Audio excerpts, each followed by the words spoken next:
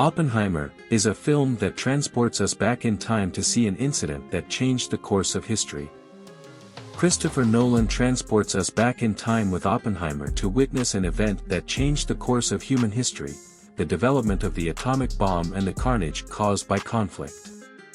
Because he was involved in the development of this lethal weapon, Robert Oppenheimer is both a hero and a criminal.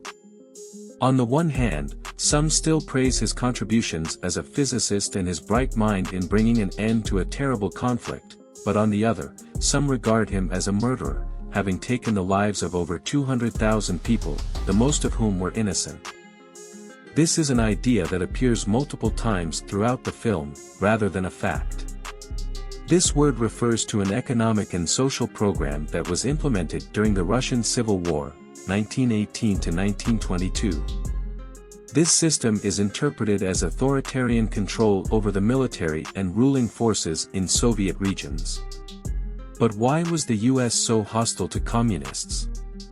The United States declared itself a capitalist country, defending the ideas of liberal democracy and private property, whereas communism is founded on the elimination of private property and the belief in economic equality.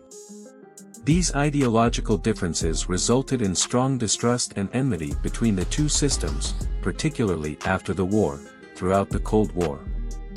World War II was a struggle that lasted from 1939 to 1945, involving the world's most powerful countries and their territories.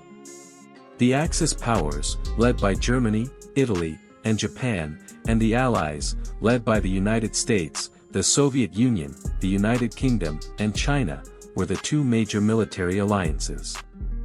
It is currently regarded as the most comprehensive event in history, as it included clashes across Europe, Africa, Asia, and the Pacific Ocean. The conflict was precipitated by Germany's and its allies' aggression, which aimed to expand their territory and disseminate Hitler's racial ideology. The Allies, as we all know, won the war. The Manhattan Project was a World War II research and development project conducted by the United States that attempted to construct the first atomic bomb. Operations began in 1939 and were successfully finished in 1945, led by Robert Oppenheimer and a team of exceptionally smart scientists. Hitler died in his bunker in Berlin, Germany, on April 30, 1945. In the face of his Third Reich's impending defeat and the arrival of Soviet forces in the city, Hitler chose to commit himself rather than be caught by his adversaries. There are various stories of his death, but the most well-known is that he shot himself in the head while consuming cyanide, poison, right next to his newlywed Eva Braun. His followers burned his body so that the Soviets would not be able to mock his remains. Hitler's death effectively ended the war in Europe, making it a watershed moment in the history of World War II. On July 16, 1945, months after Hitler's death, the Trinity test, the first successful nuclear test, was performed in Alamogordo, New Mexico. It proved the viability of controlled nuclear fission. The United States launched the first atomic bomb on Hiroshima on August 6, 1945, followed by Nagasaki on August 9, 1945. These bombings caused tremendous devastation, the loss of almost 200,000 lives, and the misery of millions of people, but they also played a critical role in Japan's capitulation, bringing World War II to a conclusion. The Cold War was a period of political tension and ideological conflict that lasted from the late 1940s through the early 1990s. The United States, the Soviet Union, and their respective blocs of allies were involved in a non-violent but severe conflict.